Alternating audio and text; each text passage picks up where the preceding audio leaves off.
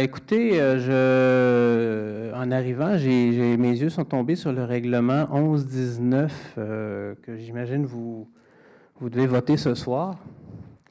Et je remarque que c'est une tarification pour un certain nombre de choses. Ce qui attire mon attention, et vous me donnerez des précisions, là, parce que j'en prends connaissance, des tarifs pour des listes de permis de construction transmises par courrier électronique.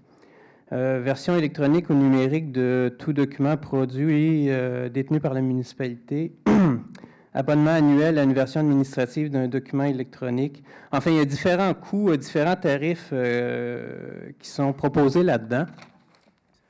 Avant que vous passiez au vote là-dessus, j'aimerais vous offrir quelques informations parce qu'il me semble que ça s'inscrit dans la tendance inverse de ce qui se passe à travers le monde. Moi, personnellement, je travaille pour un cabinet conseil qui, justement, se préoccupe des questions de gouvernance ouverte. Et je vous dirais qu'on n'en est pas aujourd'hui à la tarification des données, des informations, mais plutôt à leur libre diffusion. La preuve de cela étant que, entre autres, le gouvernement du Québec et le gouvernement du Canada ont signé le mois passé la déclaration de Kinshasa où a eu lieu le sommet de la francophonie. Et cette déclaration-là laissait une large part à la question de la gouvernance transparente. Le gouvernement du Canada a lancé un site qui s'appelle data.gc.ca où toutes les données du gouvernement du Canada qui sont libres peuvent se retrouver. Et le gouvernement du Québec a fait la même chose au mois de mai dernier avec un site qui s'appelle données.qc.ca. En fait, données.gouv.qc.ca. La Ville de Montréal a fait, elle aussi, la création d'un site de partage de données. Je retrouverai l'adresse au besoin.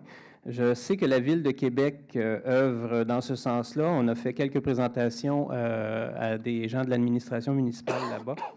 Et il y a beaucoup de municipalités qui explorent la possibilité, en effet, de rendre toute la réglementation, tous les documents disponibles plutôt par le net, gratuitement, de façon transparente. Alors, juste vous dire que la tendance actuelle mondialement, à cause des technologies, à cause des nouvelles façons de faire, elle est plutôt vers l'abandon des systèmes d'accès à l'information passifs, mais plutôt des systèmes d'accès à l'information qui sont actifs, où avant même la demande des citoyens, on rend disponible l'information. Alors, je souhaite tout simplement ajouter ça à votre réflexion avant que vous procédiez au vote sur ce règlement-là.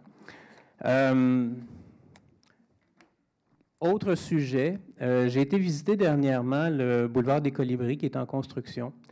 J'aimerais savoir, il y a un carrefour giratoire sur le boulevard des Colibris. Ça me paraît bizarre dans le sens où il s'agit d'un boulevard avec seulement une seule petite rue d'accès, et on m'a expliqué que c'est une rue qui allait vers un stationnement. Alors, dans ma conception, à moi, un carrefour giratoire, ça devrait se retrouver à un endroit où il y a beaucoup de circulation urbaine et qu'il y a plusieurs accès vers plusieurs rues. Ça ne semble pas être le cas dans ce cas-ci. Pourriez-vous me préciser comment on a déterminé qu'il y avait un besoin pour un carrefour giratoire à cet endroit-là?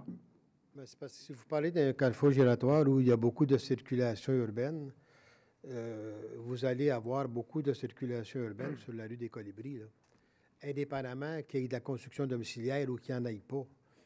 Parce que la rue Colibri et la rue Mailloux, c'est deux rues qui desservent le quartier Jean Talon, c'est-à-dire le quartier à M. Quentin. Là. Et je pense que les gens vont s'en servir énormément. Il va y avoir beaucoup de trafic. Ça va dégager le boulevard Mailloux et ça va peut-être pas engorger, mais ça va rendre équitable la circulation, à mon point de vue, sur les deux rues. Si je ne me trompe pas, M. Quentin, c'est à peu près ça qui devrait se passer dans votre quartier? Oui, effectivement. Il va y avoir une circulation assez dense sur des Colibris parce que ça débloque le quartier. Si on avait laissé une ligne droite, on sait très bien que ça aurait été une piste de course. Puis il y a une autre rue qui se dirige vers le nord, vers l'usine d'épuration qui va partir du carrefour. OK, la petite rue qui est déjà là en ce moment, l'espèce de petit chemin. Là. Oui. Mais parce que je présume, là, mais ça doit coûter assez cher, un carrefour giratoire. Pourquoi la solution d'un stop tout simplement sur un coin de rue? Parce que on peut, si on arrive dans une direction, seulement tourner à droite. Si on arrive dans l'autre direction, seulement tourner à gauche. Alors, il n'y a pas d'autre accès qu'on peut aller chercher à cet endroit-là. Et ce que j'en comprends par le boisé des Colibris, il n'y aura pas de nouvelle qui va traverser le boisé des Colibris qui va se retrouver au carrefour giratoire. Exact. OK. Alors, parce que ça doit représenter une dépense importante, ça, là. C'est pas dispendieux que ça. En fait, de coût, je ne peux pas vous dire. Pas si dispendieux que ça. On les a pas. Moi, je n'ai pas les coûts, là, mais en tout cas, on va vérifier, mais c'est pas sûr. On s'entend que... Pas sûr que c'est si dispendieux que ça, là. Enfin, il faudrait comparer là, entre un coin de rue avec un stop On pourrait regarder. puis un grand carrefour giratoire, surtout qu'il est d'une bonne grandeur. Là. On pourrait comparer, on pourrait regarder. Mm-hmm. Oui, j'apprécierais, ce serait une information qui serait intéressante. Parce que définitivement, on ne ferait pas un carrefour giratoire pour le plaisir de dépenser de l'argent pour faire des carrefours giratoires. J'ose espérer. Parce que vous savez qu'on est critiqué celui-là qu'il y a sur le boulevard Saint-Luc. Alors, mais lui, il y a amplement de circulation, puis il y a accès à plusieurs endroits. On est critiqué pareil, parce que le monde les trouve compliqués. Là. Ah, bien ça, vous ne pourrez jamais faire plaisir à 100% du monde, on s'entend, là? Oui, ça. Non, ça, c'est officiel. Non, je veux juste m'assurer que c'est une décision judicieuse qui a été prise.